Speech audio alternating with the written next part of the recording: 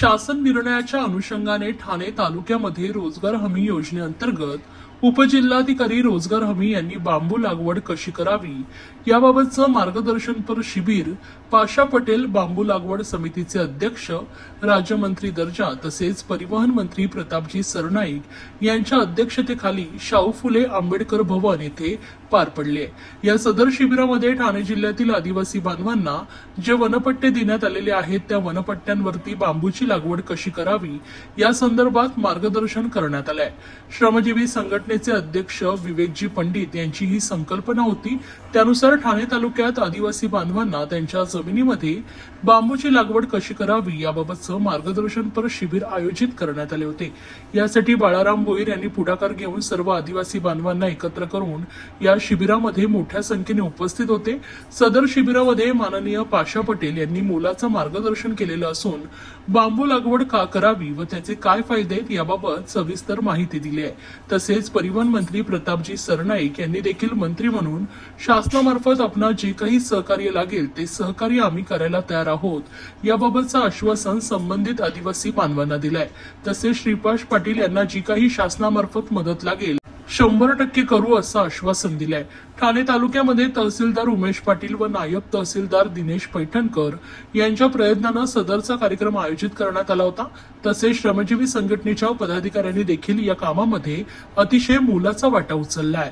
यावेळी मोठ्या संख्येने आदिवासी बांधवही उपस्थित होते। राज्याचे लोकप्रिय उपमुख्यमंत्री आदरणीय एकनाथ शिंदे साहेबांच्या संकल्पनेतून आमचे अतिशय जवळचे मित्र नेते आदरणीय पाशावी पटेल यांनी श्रमजीवी संघटनेच्या माध्यमातून या ठिकाणी कार्यक्रमाचं आयोजन केलं होतं आणि प्रामुख्याने आमचे जे आदिवासी बांधव आहेत भगिनी आहेत ते विविध प्रकारच्या भाजीपाल्या किंवा काही शेती ह्या आमच्या पट्ट्यामध्ये करत असतात। संजय गांधी राष्ट्रीय उद्यान आणि काही खाजगी जमिनीवर त्यांचं शेती लागवडी चालू असतं।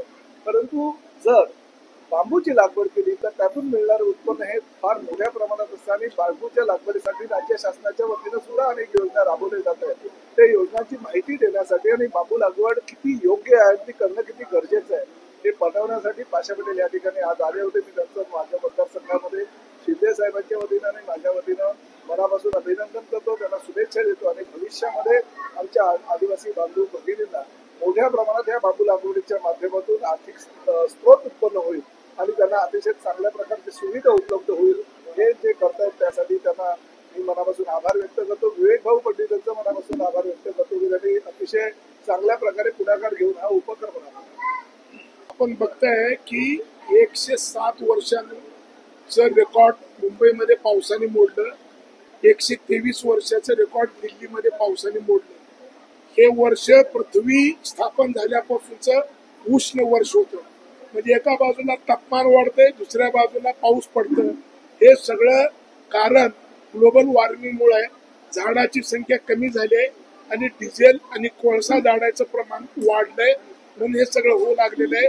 जर पृथ्वीवरची मानवजात जर वाचवायची असेल तर झाडं वाढवावं लागणार आहे आणि झाडात कुठलं झाड तर शीघ्र गतीने वाढणारं ते म्हणजे बांबू आहे। आणि जी ऊर्जा आहे डिझेल पेट्रोल आणि कोळसा ह्याची गरज कशातून पूर्ण होणार आहे तर ती होणार आहे बांबू पासून। आणि मग मोदी साहेबांनी सांगितलंय की मेरा किसान अब तक अन्नदाता था, अब मेरा किसान ऊर्जादाता बनणार आहे। ऊर्जा ही शेतीतून जर निघाली तरच पृथ्वीवरची जनता वाचणार आहे, अन्यथा वाचणार नाही।